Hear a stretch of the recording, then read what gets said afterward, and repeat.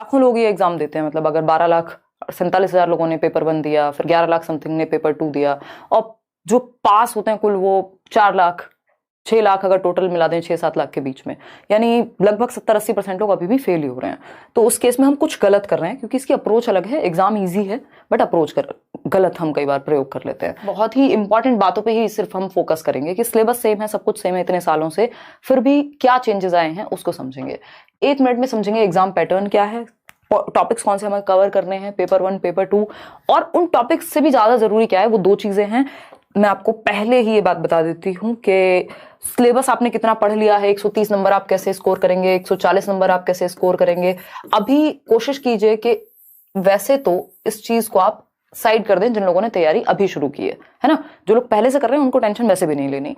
तो उस केस में आपके पास सिंपल आपकी अप्रोच ये होनी चाहिए कि एक तो कॉन्सेप्ट जो आप पढ़ रहे हैं, जो आप टॉपिक पढ़ रहे हैं, प्लस आपकी प्रैक्टिस, यानी आपने कॉन्सेप्ट इतनी बार रिवाइज किया हो, क्योंकि इस बार टॉपिक वही है, उन्हीं के क्वेश्चंस। मान लीजिए डेवलपमेंट से भी अगर वो मुश्किल क्वेश्चन बना दे तो वो भी सॉल्व नहीं हुआ हमसे इस बार। तो उस केस में ये जरूरी है कि कॉन्सेप्ट हम इतनी बार पढ़ लें, और प्रीवियस ईयर जितना हो सके। प्रैक्टिस से मेरा मतलब यहां सिर्फ और सिर्फ प्रीवियस ईयर से है, और उसमें भी ऑनलाइन पेपर्स सीटेट की वेबसाइट पे है, मैंने यूट्यूब चैनल पे भी डिस्कस किए हैं, यहाँ लेट्स लर्न पे, नोट्स पे भी अभी हम आएंगे। तो कॉन्सेप्ट प्लस प्रैक्टिस, उसके साथ मेरी अप्रोच ये रहेगी कि आप नोट्स जो दिए जा रहे हैं, फ्री नोट्स हैं ये, टेलीग्राम पर सीडीपी के नोट्स आपको मिल चुके हैं, बाकी सब्जेक्ट्स के भी मिल जाएंगे अगले 1-2 दिन में। तो नोट्स प्लस प्रीवियस ईयर, कुछ नहीं, कोई किताब नहीं, कुछ नहीं, जिसने जहां से भी पढ़ा हुआ है वो कॉन्सेप्ट्स मल्टीपल टाइम्स रिवाइज करने हैं और प्रीवियस ईयर को प्रैक्टिस करना मल्टीपल टाइम्स। क्योंकि अगर कॉन्सेप्ट आपका अच्छा नहीं हुआ, आप टॉपिक, नंबर ऑफ पेजेस कितने पढ़े हैं आपने दिन में, कितने टॉपिक पढ़ लिए हैं, कितना चीजें, कितनी किताबें, कितनी जगह से, कितने चैनल्स पे पढ़ लिया है, कुछ भी मैटर नहीं करता। सबसे ज्यादा जरूरी है कि आपके दिमाग में कितनी बैठी है वो चीजें। तो कॉन्सेप्ट जितना क्लियर हो सके उसको कीजिए, और प्रीवियस ईयर के साथ प्रैक्टिस कीजिए, ताकि आपको पता लगे उस कॉन्सेप्ट से क्वेश्चन पूछा कैसे गया है। क्योंकि ऑनलाइन एग्जाम में इन्होंने थोड़े से चेंजेस किए हैं, उस पर भी हम आएंगे। एग्जाम पैटर्न फटाफट से समझते हैं। टोटल नंबर जो है आपके वो 150 नंबर का पेपर है, ये बात हम जानते हैं। कितने? 150 मार्क्स का आपका एग्जाम होता है, ये ऐसे ही होता है हमेशा से, ठीक। तो 150 नंबर का पेपर है जिसमें नेगेटिव मार्किंग है नहीं, और 150 ही मिनट मिलती है हमें, यानी 2.5 घंटे का टाइम है। टाइम सफिशिएंट है। एक टाइम था जब ये पेपर आपका 1.5 घंटे में करना होता था, तो उस टाइम पे थोड़ा और मुश्किल इसको कहते हैं, लेकिन अभी 150 मिनट पूरे हैं आपके पास। अब OMR भी नहीं फिल करनी, ऑफलाइन भी नहीं है एग्जाम। अब क्या हो गया, CBT हो गया, यानी कंप्यूटर बेस्ड टेस्ट है। ऑनलाइन आप जाएंगे, क्लिक करेंगे, जिसमें समय बचता भी है, और जिन लोगों ने बिल्कुल प्रैक्टिस नहीं की होगी उनका थोड़ा समय लग भी जाएगा, लेकिन क्वेश्चंस लेंदी बन रहे हैं, तो उसको समझना बहुत जरूरी है कि कैसे हम समय बचाएंगे।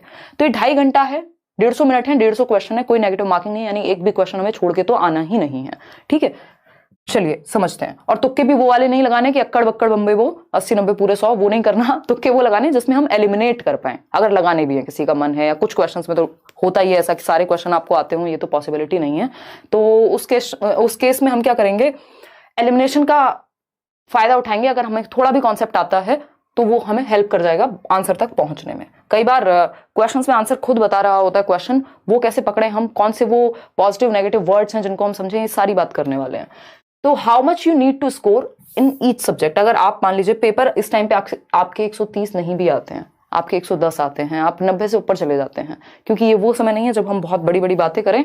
अगर आप मेहनत कर लेंगे तो नंबर अपने आप आ जाएंगे, लेकिन क्योंकि वो 90 की भी वैल्यू उतनी ही है जितनी 130 की है, अगर आप गवर्नमेंट एग्जाम की बात करें या देने जाएं पेपर, तो ये जरूरी कि इस टाइम पे आप क्वालिफाई कर जाएं। साल में एक बार एग्जाम हो रहा है। वर्स्ट केस सिनेरियो में इतने इतने नंबर आप ले आएंगे, अगर बात करें कि जो भी हम बात कर रहे हैं उसको अगर आप फॉलो करते हैं। जो थोड़ा सा भी स्मार्टली फॉलो कर लेगा वो 130 140, बहुत सारे लर्नर्स हैं जो 143 वाले भी कई लोग हैं, 141 वाले भी कई लोग हैं, चैनल पे भी आपने इंटरव्यूज देखे हैं। सब्जेक्ट्स की हम बात करें तो ये 5 सब्जेक्ट हैं पेपर 1 के लिए, और 5 सब्जेक्ट हैं पेपर 2 के लिए। मजे की बात यह है कि पेडागोजी इसमें बहुत ही ज्यादा सेंटर में है इस पूरे पेपर में, और 4 सब्जेक्ट आपके पेपर 2 के लिए, 5 सब्जेक्ट पेपर 1 के लिए। इसमें से जो 3 सब्जेक्ट हैं वो कॉमन है दोनों ही पेपर के लिए, बोथ दोनों के लिए 3 सब्जेक्ट बिल्कुल कॉमन है, यानी 90 मार्क्स तो एज इट इज है, ना लेवल का अंतर है, ना क्वेश्चंस का, ना सिलेबस का, ना टॉपिक का, ना कुछ और। 90 मार्क्स आपके दोनों में कॉमन है, यानी जो लोग पेपर 1 की अच्छे से तैयारी कर रहे हैं उनको पेपर 2 में पूरी पूरी हेल्प मिलेगी और समझेंगे। तो CDP यानी बाल विकास हमें पता है 30 नंबर का है, मैथमेटिक्स 30 नंबर का है। मैथमेटिक्स देख के डरना नहीं है, हर एक सब्जेक्ट में 15 नंबर की पेडागोजी, 15 नंबर का कंटेंट आता है। कई बार वो 2-4 नंबर इधर उधर हो जाएगा, पेडागोजी थोड़ी बढ़ गई 2 नंबर की, या कंटेंट बढ़ गया 2 नंबर का। ऐसा होता है एक सब्जेक्ट कई बार इजी है, दूसरा थोड़ा सा मुश्किल है, तो कोई भी सब्जेक्ट हम छोड़ नहीं सकते, क्योंकि जो सब्जेक्ट हो सकता है आपने छोड़ा हो उसी में इजी क्वेश्चन आए हो उस दिन, ऐसा पॉसिबल है ना, अलग अलग सेट्स में। तो हम क्या करेंगे, समझेंगे चीजों को। ईवीएस की जब हम बात कर रहे हैं, ईवीएस एनसीईआरटी बेस्ड आता है, तो उसमें 15 नंबर आपके पेडागोजी, 15 नंबर आपका कंटेंट का है। इंग्लिश की हम बात कर रहे हैं, इंग्लिश पेडागोजी 15 नंबर की और 2 पैसेज आते हैं। ग्रामर का कोई खास रोल है नहीं, और इस समय आप ग्रामर पढ़ने बैठिएगा भी मत बिल्कुल भी। हिंदी की अगर हम बात कर रहे हैं, अगेन 2 लैंग्वेज है, कोई भी जो 2 लैंग्वेज आपने ली होंगी, जिसमें 15 नंबर का पैसेज और 15 नंबर की आपकी पेडागोजी, दोनों ही लैंग्वेज की पेडागोजी सेम है। और अभी कुछ 10-12 टॉपिक हैं जो हम डिस्कस करने वाले हैं, जिनसे आपका सीडीपी प्लस हिंदी इंग्लिश की पेडागोजी बहुत हद तक कवर हो जाएगी, है ना। बात करते हैं इंपॉर्टेंट टॉपिक्स की, कि मोस्ट इंपॉर्टेंट टॉपिक्स कौन से हैं जिनको आप बार बार पढ़ें, और अगर जिनको आप पढ़ लेते हैं तो आपका अच्छा स्कोर हो जाएगा। 13 टॉपिक लिखे हुए हैं और समझते हैं इनको सबसे पहले करना है आपको इस टाइम पे, और बार बार करना है, सिर्फ खत्म नहीं करना है कि हाँ पढ़ा तो हुआ है, और पढ़ा तो हुआ है, पेपर करने बैठते हैं तो सॉल्व नहीं होते क्वेश्चन, ठीक। तो कॉन्सेप्ट ऑफ डेवलपमेंट यानी डेवलपमेंट, 4 नंबर के आसपास आपके क्वेश्चन मिनिमम आ जाते हैं विकास की प्रक्रिया से, है ना। छोटा सा टॉपिक है, अगर आप नोट्स में पढ़ेंगे, मैंने बहुत कंसाइज वे में, ऐसा नहीं है ये सिर्फ 42 पेज के नोट्स हैं, ऐसा नहीं आपको बहुत ज्यादा पढ़ना है, 400 पेज नहीं पढ़ने हैं इस टाइम पे। स्पेशली नोट्स का मतलब ये है कि आपने या तो खुद के बनाए हो या फिर कंसाइज, कम शब्दों में ज्यादा बात कही जा रही हो जहां पे, क्योंकि पेपर में क्वेश्चंस बहुत रिपीट होते हैं, टॉपिक सिलेबस सब सेम है, ठीक है जी। अगर हम बात करें डेवलपमेंट की, तो 4 से 5 क्वेश्चन डेवलपमेंट पर आते हैं, जिसमें डेवलपमेंट के प्रकार क्या हैं, प्रिंसिपल्स क्या हैं, ये एक छोटा सा चैप्टर हुआ। प्याजे वाइगॉस्की कोहलबर्ग मिला के 4 नंबर के क्वेश्चन कम से कम आ जाते हैं। कई बार वाइगॉस्की के 2 क्वेश्चन आ जाएंगे, कभी प्याजे के 2 आ जाएंगे, तीनों से एक एक तो आता ही है, कई बार मल्टीपल क्वेश्चन भी आ जाते हैं, तो उस केस में 4 नंबर कम से कम आपके यहाँ कवर हो जाएंगे, ठीक। ये जो आपको शुरुआत के 5-6 टॉपिक दिख रहे हैं, ये 20 नंबर का हिसाब किताब है, अगर आप सीडीपी की बात करें, और अदर सब्जेक्ट में भी ये आपको हेल्प करेंगे, तो कोई रीजन नहीं है आपके पास कि आप इन टॉपिक्स को छोड़ें, ठीक। तो डेवलपमेंट का कॉन्सेप्ट प्याजे, वाइगॉस्की, कोहलबर्ग, इनकी सबकी वीडियो लेट्स लर्न पे है, अभी मैराथन में मैं फिर से रिवाइज कराऊंगी आपको, ठीक। सीसीई यानी कॉन्टिन्यूअस एंड कॉम्प्रिहेंसिव इवैल्यूएशन, सतत एवं व्यापक मूल्यांकन। इसकी जब हम बात कर रहे हैं, तो डायग्नोस्टिक और रेमेडियल टीचिंग एक ऐसा विषय है जिसको आप शायद 10 मिनट भी ना लगे आपको पढ़ने में। डायग्नोस्टिक का मतलब है आप रीजन जानेंगे, गैप पता करेंगे, और रेमेडियल का मतलब है गैप पता करने के बाद आप बच्चे को रेमेडी देंगे, उसको सिखाएंगे सही ढंग से या दोबारा से या जैसे भी पॉसिबल हो, ठीक। जहां उसकी प्रॉब्लम है उसको सॉल्व करेंगे, बस इतनी ही बात है, और इसी पे क्वेश्चन आएगा। सीसीई में और क्या है, assessment for learning, as learning, of learning, ये थोड़ा सा जानना है, और समग्र रूप से हम बच्चे का होलिस्टिक इवैल्यूएशन की बात करें, उसको पूरी तरह से सर्वांगीण रूप में जांच पाएं, ठीक। तो ये 3 टॉपिक हो गए। फिर एनसीएफ 2005 से भर भर के क्वेश्चन आते ही हैं हर साल, ये भी वीडियो मैंने बनाया हुआ है, नोट्स में भी गिवन है, उतना कर लेना है, ज्यादा नहीं करना। इंक्लूसिव एजुकेशन की हम बात करें, 5 नंबर का अकेला टॉपिक है अपने आप में, और ये 5 नंबर आपको अदर सब्जेक्ट्स में भी हेल्प करेंगे, सारे टॉपिक्स आपस में जुड़े हुए हैं, ठीक। तो समावेशी शिक्षा यानी सबको समावेशन, सभी बच्चों को पढ़ाना, चाहे वो स्पेशल बच्चा हो, नॉर्मल बच्चा हो, गिफ्टेड बच्चा हो, ठीक। अगर हम बात कर रहे हैं नेशनल एजुकेशन पॉलिसी की, तो इस बार बहुत क्वेश्चन आए नेशनल एजुकेशन पॉलिसी से, ये भी मैंने नोट्स में बहुत ही कंसाइज वे में दिया हुआ है, क्वेश्चंस कैसे आए वो भी दिए हुए हैं, और ये कराई भी हुई है यूट्यूब पे अभी लेटेस्ट वे में, वो भी आप देख सकते हैं। सीसीई एक और बार लिखा हुआ है, ये सीसीई वो वाला नहीं है, ये है चाइल्ड सेंटर्ड एजुकेशन। कम से कम भी 5 क्वेश्चन मिनिमम आपको मिलेंगे, और हर सब्जेक्ट में क्वेश्चंस मिलेंगे, ठीक। जेंडर का एक क्वेश्चन है। अब बच्चे को अगर आपने सेंटर में रख लिया, तो उसके जेंडर का भी ध्यान रखना है, उसके सोशलाइजेशन का भी ध्यान रखना है, उसके इंडिविजुअल डिफरेंसेस का भी ध्यान रखना है, यानी चाइल्ड सेंटर्ड एजुकेशन में ये सारे टॉपिक एक साथ कवर हो गए, ठीक। तो ये शुरुआत के टॉपिक लगभग 20 से 22 नंबर आपके दिलवा देंगे आपको, ठीक। तो कॉन्सेप्ट ऑफ डेवलपमेंट, प्याजे, Vygotsky, Kohlberg, CCE, NCF, inclusive education, national education policy, और child centred education. Child centred education, gender, socialisation, इतने हल्के टॉपिक हैं, और इनको आप समझ गए तो आपके बहुत सारे नंबर बच जाएंगे, समय कम लगेगा। तो सबसे पहले इनको निपटाएंगे, डेवलपमेंट को निपटाएंगे, फिर एनसीएफ है। इंक्लूसिव एजुकेशन भी आसान है, क्योंकि इंक्लूसिव एजुकेशन में सब कुछ नहीं पूछा जाता, आपसे पूछा जाएगा कि अच्छा, एक तो सेग्रीगेट नहीं करना बच्चे को, लेबल नहीं करना बच्चे को, और क्या करना है, ऐसी ग्रुपिंग नहीं करनी जहां पे सेम एबिलिटी की ग्रुपिंग हो रही हो, और आपकी लर्निंग डिसेबिलिटीज, डिसलेक्सिया क्या है, डिस्कैल्कुलिया क्या है, यही छोटी छोटी बातें। इंक्लूसिव एजुकेशन भी ऐसा नहीं है आपको बहुत ही 300 पेज में इंक्लूसिव एजुकेशन पढ़ना है, ठीक। मोटिवेशन पे एक क्वेश्चन आता ही है भाई, इंटरनल मोटिवेशन होती है और एक्सटर्नल होती है। इसका लोकस ऑफ कंट्रोल इंटरनल होगा, यानी जिसका रीजन अंदर है वो इंटरनल, जिसका रीजन बाहर है वो एक्सटर्नल। एक क्वेश्चन फिक्स्ड है, बाकी सब्जेक्ट में भी एक आध क्वेश्चन इससे मिल सकता है, ठीक। लैंग्वेज एंड थॉट, अब ये जो टॉपिक्स हैं ये आपके पेडागोजी यानी सीडीपी में भी इंपॉर्टेंट है और दोनों ही लैंग्वेजेस में भी इंपॉर्टेंट है और लगभग हर सब्जेक्ट में। जैसे टीचिंग लर्निंग मटेरियल है, शिक्षण सहायक सामग्री कहते हैं जिसको हम, भाई आप चार्ट्स लेके आएंगे, बच्चे के भले के होने चाहिए, टेक्स्ट बुक सही तरीके से हम रिसोर्स के रूप में प्रयोग कर पाए, बच्चे की मातृभाषा का सही से प्रयोग कर पाए। तो ये जो टॉपिक्स हैं ये लैंग्वेज भी आपकी कवर कर दे रहे हैं, क्योंकि लैंग्वेज पेडागोजी चाहे हिंदी हो, इंग्लिश हो, उर्दू हो, संस्कृत हो, व्हाटएवर, लगभग सब में टॉपिक सेम है। बस आपको इतना ध्यान रखना है लैंग्वेज और थॉट के बीच में क्या संबंध है, पियाजे वाइगोस्की क्या कह रहे हैं, चॉम्स्की क्या कह रहे हैं, है ना। एक्विजिशन और लर्निंग की बात होगी कि भाषा का अर्जन क्या होता है और अधिगम क्या होता है।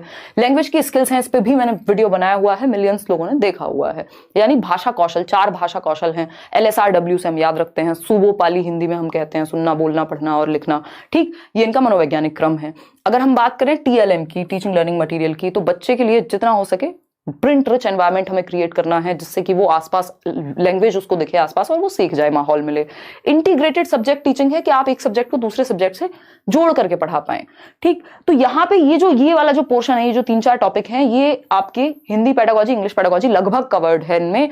और क्योंकि आप पियाजे वाइगोस्की को लगभग पहले पढ़ चुके हैं, चॉम्स्की थोड़ा सा पढ़ लेंगे, मतलब एक नंबर के क्वेश्चंस हैं, इनफ है ये पेडागोजी। अगर आप इतना बार बार पढ़ लेते हैं और प्रीवियस ईयर कर लेते हैं, है ना, ये मोस्ट इंपॉर्टेंट टॉपिक्स हैं। अगर आप देखेंगे तो सिलेबस से लगभग हर टॉपिक से क्वेश्चन आता है, लेकिन कुछ टॉपिक्स ऐसे हैं जिनको आप कर लें तो उनसे क्वेश्चंस ज्यादा आते हैं, और दूसरा उनके आसपास की चीजें आप अपने आप सॉल्व करना सीख जाते हैं। तो ये 13 टॉपिक सबसे पहले खत्म कीजिए। इन 13 में से भी ये शुरुआत के जो 6-7 टॉपिक हैं, ये 7 टॉपिक्स बहुत अच्छे से कर लीजिए। 20-25 नंबर आपके कहीं नहीं गए सिर्फ इन 7 टॉपिक्स से, ठीक है। मोटिवेशन की अगर हम बात कर रहे हैं और लैंग्वेज एंड थॉट की बात कर रहे हैं, ये लैंग्वेज वाले सेक्शन में आपको हेल्प मिलेगी। क्लियर बात है, कोई दिक्कत नहीं है ना। लर्निंग और मोटिवेशन एक ही साथ जुड़े हुए हैं, कोई लर्निंग का चैप्टर ऐसा नहीं है आप बैठ के पढ़ने लग जाएं, अच्छा स्किनर ने क्या क्या कहा था, अच्छा अगर हम बात कर रहे हैं किसकी, थॉर्नडाइक की, तो थॉर्नडाइक के बारे में इतना पता हो, त्रुटि एवं प्रयास का सिद्धांत दिया है, 3 सिद्धांत है इनके, मैंने नोट्स में बिल्कुल जितना जरूरी है उतना। अदरवाइज तो लर्निंग अपने आप में इतना बड़ा चैप्टर है, आप पढ़ते रह जाएंगे, है ना। अगर आप पैवलोव के कुत्ते को पढ़ रहे हैं, फिर बिल्ली को भी पढ़ेंगे, थॉर्नडाइक की, फिर किसी के चूहे को भी पढ़ेंगे, तो जरूरी नहीं है कि वो लर्निंग उतना डिटेल में नहीं पूछा जाता। मोटिवेशन से लर्निंग कैसे जुड़ी हुई है, लर्निंग एक सोशल एक्टिविटी है, बच्चे को ग्रुप में सीखना चाहिए, एक्टिव रहना चाहिए। अगर आपने ये चाइल्ड सेंटर्ड एजुकेशन में भी पढ़ लिया है तो आप सही उत्तर तक पहुंच जाएंगे। तो ये मोस्ट इंपॉर्टेंट टॉपिक्स हैं, इनको जितनी बार हो सके रिवाइज कीजिए, मल्टीपल टाइम्स प्रैक्टिस कीजिए। 3-4 सेट ऑनलाइन के निकाल लीजिए जो पेपर आए हैं, क्योंकि इसकी लैंग्वेज में चेंज है ना। टॉपिक्स वही हैं, बस क्वेश्चंस मुश्किल बनाए गए हैं। तो जितना हो सके उनको एनालाइज करो, एक एक ऑप्शन आपको समझ में आए कि कहना क्या चाहता है ये क्वेश्चन। इनको मल्टीपल टाइम्स रिवाइज करेंगे। ये कुछ 13 टॉपिक हुए, इसमें सिर्फ ना सीडीपी, आपकी हिंदी इंग्लिश पेडागोजी भी इंपॉर्टेंट टॉपिक सारे कवर हो गए, ठीक। अब आते हैं आगे। अब जैसे मान लेते हैं ईवीएस में हमें पता है कुछ टॉपिक से क्वेश्चन आएंगे ही आएंगे। अगर आप पूरी एनसीईआरटी नहीं भी पढ़ रहे हैं तो आपको इतना तो पता ही होना चाहिए भाई, मैप से कम भी 3 क्वेश्चन आ रहे हैं आज की डेट में। मैप जो इंडिया का मैप है, जिसमें क्या बात होती है, स्टेट्स कौन से हैं भाई, 28 स्टेट हैं, 8 यूनियन टेरिटरीज हैं, फिर कौन सा स्टेट किसके पास है, तो थोड़ा सा मैप को स्टडी करना है। 3 नंबर 4 नंबर आपके यहीं से निकल जाएंगे। डायरेक्शन का एक क्वेश्चन मिनिमम है, 2 भी आ रहे हैं कई बार। डायरेक्शन हमें पता है भाई, जो नॉर्थ साउथ ईस्ट वेस्ट, इससे जुड़ा हुआ एक क्वेश्चन आएगा, व्यक्ति यहां से चला वहां पहुंचा। टाइम डिस्टेंस एंड स्पीड से पक्का एक क्वेश्चन है कि ट्रेन इस टाइम चली, और ये एनसीईआरटी से ही जुड़ा हुआ टॉपिक है, ऐसा नहीं है कहीं और से दे रहे हैं। कम्युनिटी रिसोर्स, यानी बच्चे के, मान लीजिए कोई फादर है किसी के, वो फार्मर है, तो आपको पौधों के बारे में जानकारी दिलवानी है, उनको बुला लिया, एक क्वेश्चन इस पे भी आएगा ही आएगा। बर्ड्स पे हमेशा क्वेश्चन आता है कि भाई आउल जो है वो अपनी गर्दन बहुत हद तक घुमा पाता है, मैना झटके से आगे पीछे करती है, किसकी आईसाइट कितनी ज्यादा है ना। वल्चर की बात हुई है। हाउसेस पे 100% क्वेश्चन आएगा ही आएगा। ये वो टॉपिक्स हैं जिनसे 100% क्वेश्चन आएगा, मतलब इससे ज्यादा और क्या, मतलब ये ऐसी बात है कि पहले से पेपर पता है आपको, अगर आप पढ़ लें तो। ब्रेल लिपि पर क्वेश्चन आना ही आना है, ठीक।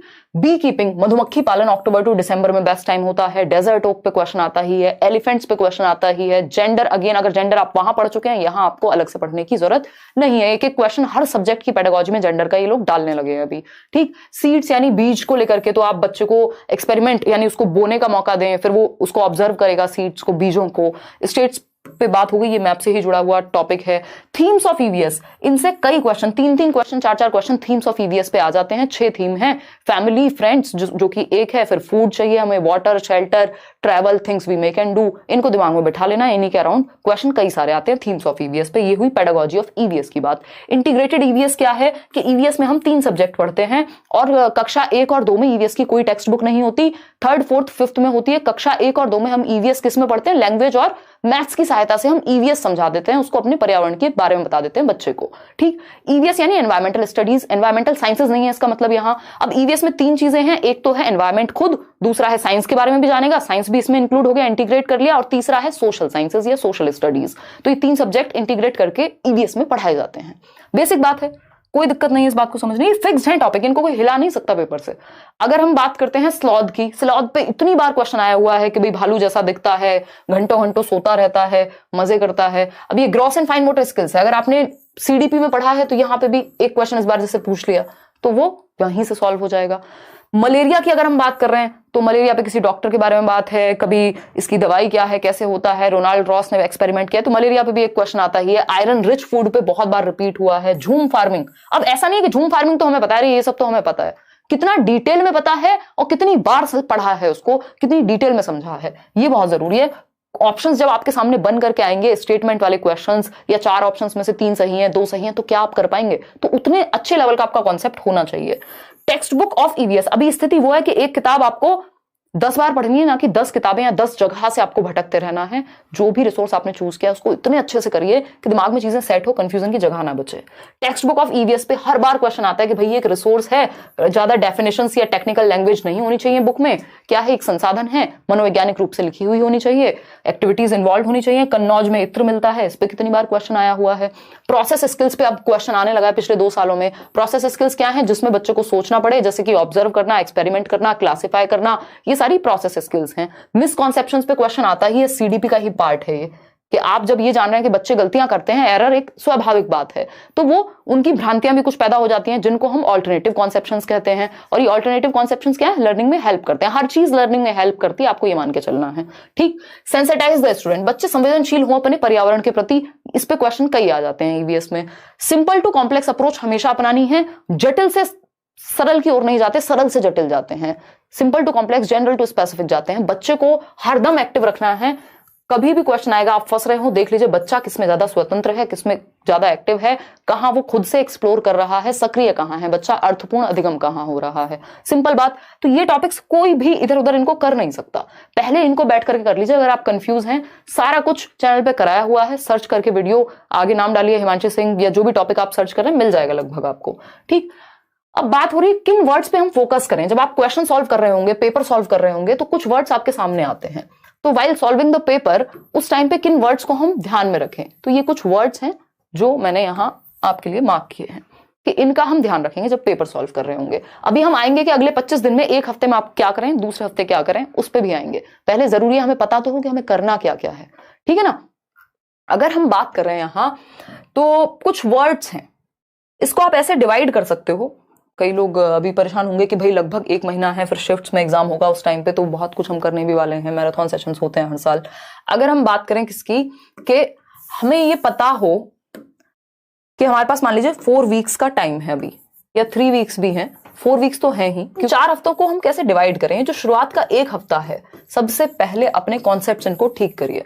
अब मंडे से अगला संडे तक, मंडे तक अपने कॉन्सेप्ट्स पढ़ लीजिए। ये जो भी इंपॉर्टेंट चीजें बताई हैं बिल्कुल पक्की पक्की, मतलब इसको और इतनी, इससे ज्यादा सीरियसनेस के साथ, या मैं और ज्यादा भरोसा आपको दिला नहीं सकती कि अगर आप ये कॉन्सेप्ट्स जो आपको अभी मैंने पीडीएफ ये मिल जाएगी टेलीग्राम पे, इन टॉपिक्स को अगर आप निपटा लेते हैं अगले 1 हफ्ते में, जो कि संभव है, इस 1 हफ्ते में आप ये टॉपिक पढ़ सकते हैं। यूट्यूब से पढ़िए, मैं नोट्स दे रही हूं, उससे पढ़िए, किसी बुक से पढ़िए, जहां से भी आपने पढ़ा हो या पढ़ने जा रहे हैं। ठीक, तो उस केस में वैसे तो नोट्स में इनफ है, चैनल पे इनफ है चीजें, तो आप कॉन्सेप्ट्स अपने बेहतर कर लीजिए इस 1 हफ्ते में। एक्स्ट्रा क्लास आप शाम को 9 बजे आ रहे हैं, क्वेश्चन प्रैक्टिस कर रहे हैं, कर लीजिए, बट अभी 1 हफ्ते फोकस रखिए कॉन्सेप्ट के, मुझे 1 हफ्ते तक कॉन्सेप्ट करना है। अगर आपका कॉन्सेप्ट क्लियर नहीं हुआ, आप सिर्फ क्वेश्चंस के भरोसे नहीं जा सकते, क्योंकि क्वेश्चंस आपको कंफ्यूज कर देंगे वहां, ठीक है ना। तो 1 हफ्ते तक आपको कॉन्सेप्ट्स बार बार समझने हैं, ये जितने भी कॉन्सेप्ट हमने बताए सिर्फ उतने कर लीजिए। ठीक, सेकेंड वीक की अगर हम बात करें, दूसरे हफ्ते में क्या करेंगे हम, अब हम उठाएंगे प्रीवियस ईयर को साथ में, ठीक है, क्योंकि एक आध प्रीवियस ईयर अगर आपने अभी तक देखा होगा बहुत अच्छी बात है, नहीं भी देखा तो अब आप ज्यादा टेंशन मत लीजिए, सबसे पहले आप ये कॉन्सेप्ट्स ही कर लीजिए, डायरेक्ट पढ़ना शुरू कर दीजिए नोट से। और सेकंड वीक में आप ये जो कॉन्सेप्ट आपने पढ़े हैं और प्रीवियस ईयर और कोई प्रैक्टिस सेट नहीं, कोई टेस्ट सीरीज नहीं, कुछ नहीं। अगर आपको प्रैक्टिस करनी है, अभी आप क्या करेंगे, सेकंड वीक में, सेकंड हफ्ते में हम सिर्फ प्रीवियस ईयर करेंगे, वो भी सिर्फ ऑनलाइन वाले, क्योंकि अगर आपने ऑनलाइन वाले पेपर कर लिए, उससे पहले जितने भी ऑफलाइन पेपर्स हुए आप सॉल्व कर जाएंगे, वो ईजी हैं। ऑनलाइन वाले जो हैं वो थोड़ी सी उनकी लैंग्वेज को टिपिकल बनाया गया है, समझने में आपको दिक्कत होगी। तो ये जो कॉन्सेप्ट्स हैं और ये प्रीवियस ईयर है, इनको साथ रखिए, जैसे ही फंसे कॉन्सेप्ट पे जाइए, और अगर कुछ नया मिल रहा है किसी एक 4 ऑप्शन को जब आप एनालाइज कर रहे हैं, इनको सिर्फ सही और गलत में नहीं डिवाइड करना, दिमाग में जानी चाहिए कि मैं समझ क्यों नहीं पाता, जब मैंने 150 क्वेश्चन लगाए तो उसमें से किस सेक्शन में नंबर कम आ रहे हैं, क्यों कम आ रहे हैं, किस तरह के टॉपिक्स में फंसता हूं या फंसती हूं, कहीं तो कोई प्रॉब्लम होगी। तो ये सेकेंड वीक में आप करेंगे। अब जो थर्ड वीक है, इस दौरान आपने प्रीवियस ईयर किए हैं, कॉन्सेप्ट्स किए हैं, भर भर के किए हैं। अगर आपको लगता है आपकी स्पीड में कमी है, तो उस केस में आप सीटेट की वेबसाइट पे चले जाइए, किसी टेस्ट सीरीज में एनरोल हो जाइए, जो भी आपको करना है साथ में वो प्रैक्टिस कर लीजिए, ताकि टाइम मैनेजमेंट आपको थोड़ा सा आ जाए ऑनलाइन में, कि आप पैसेज पढ़ पाएं, आप लेंथी क्वेश्चंस कर पाएं, थोड़ी सी स्पीड आपकी बढ़ेगी उससे। तो हम क्या करेंगे, थर्ड वीक में टेस्ट के रूप में, चाहे तो सिर्फ प्रीवियस ईयर ही निकाल लीजिए, सीटेट की वेबसाइट पे सारे प्रीवियस ईयर आपको मिल जाएंगे।